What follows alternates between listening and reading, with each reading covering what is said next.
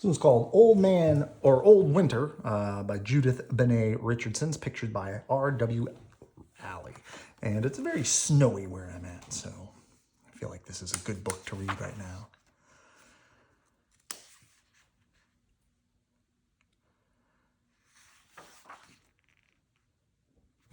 Old Winter was in the P&J supermarket, rummaging through the ice cream freezer. He couldn't decide whether he wanted Brazil Nut Crunch ice cream or a chocolate-covered frozen banana for dinner. I'd better eat a good meal, he thought, because tonight I fly south. I hate winter, said Mrs. Ferguson. All this dirty snow, all these heavy clothes, car trouble, ice on the sidewalk. I'm fed up. Old Winter peered around the end of the aisle. Is that me she's talking about? He wondered. Oh, this rotten winter is the worst. I'll sure be glad when I can stop shoveling snow and get out in the garden, bellowed Bob Bailey. And play baseball, said his son Peter. The heck with old winter. He tried to slide into home plate, but his boots stuck to the linoleum. Old Winter could not believe his ears. He had worked hard for months and months. He had brought beautiful, cold, sparkling winter to this puny little flat-topped town. And did they care? Did they appreciate him? No. They wanted him to melt him down. They wanted to run him out of town. Old Winter stopped into the meat locker. He slammed the door and slumped down in the dark corner, where he kept his special boots, his wind whistle, and his snowflakes. They'll probably hate me in South America too, he grumbled. I'm not doing one more thing for anyone. So there. Old Winter lay down and went to sleep. And while he slept, for miles and miles around him, cold winter covered the lands. It was the longest winter the townspeople could remember.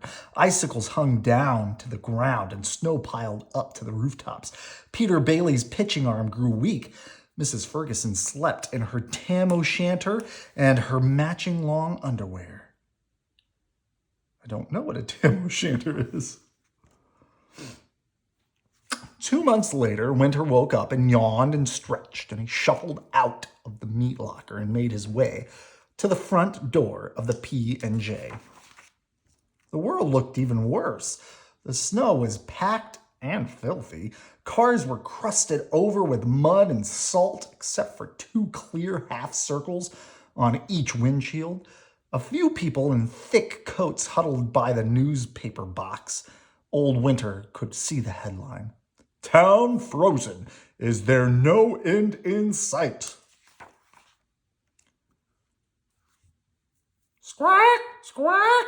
There he is. There he is. Old Winter looked around to see 4 bedraggled Canadian geese waddling toward him. Their white neck feathers were dirty and their long gray wings dragged in the slushy snow.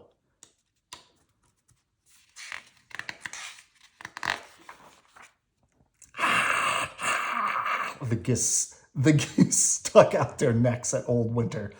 What's the matter with you? Oh, what's the matter with you? Said Old Winter crossly, but he edged away from their beaks. We're desperate, said the most tattered of the Canadian geese. There's nothing to eat here as long as you're around. Get to the point, growled Old Winter. Oh, we beg you, sir, to please take your leave the way you always have done. I'll go when I'm good and ready, said Old Winter. He stared at the geese with his fierce gray eyes. Their wings drooped, and they turned away.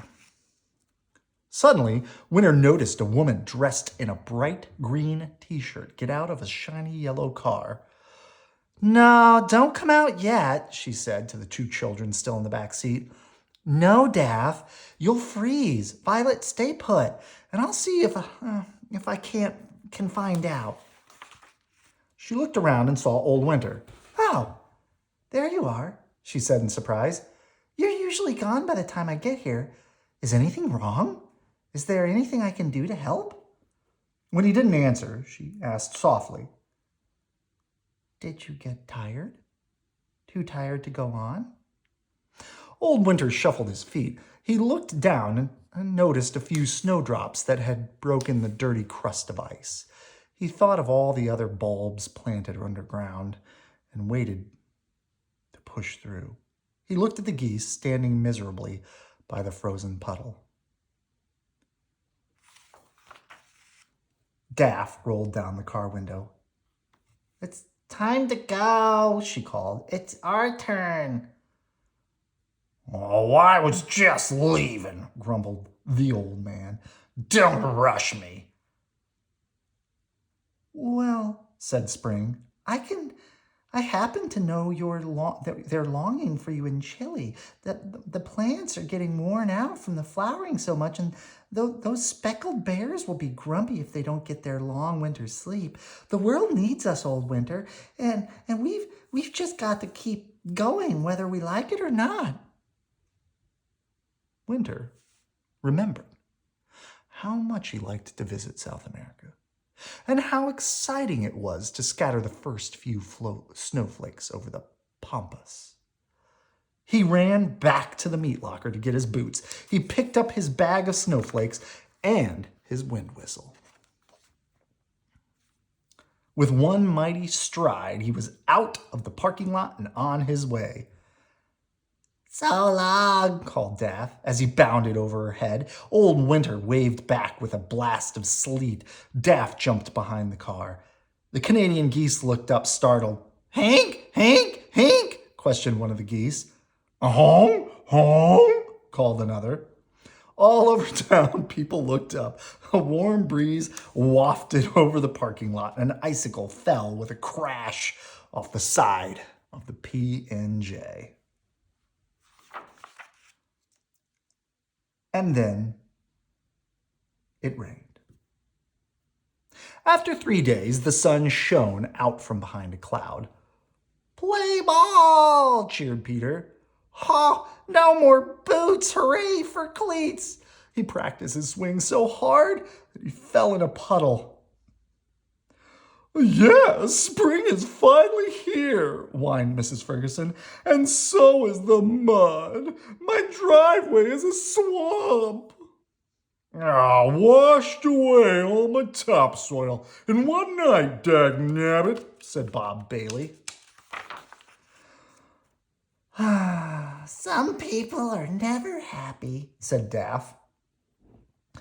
You can't grow anything without a little rain, said Violet. Spring took some seed packets from the rack just inside the open door of the P&J. What are you going to plant? Asked Bob. Oh, a little bit of everything, she answered. She winked at the Baileys and headed for the door. Then Spring drove off to the north, scattering seeds in every direction. And far away in Argentina, the first snowflake drifted down onto the feathery grass of the pampas.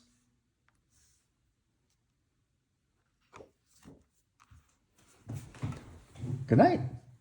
I love you.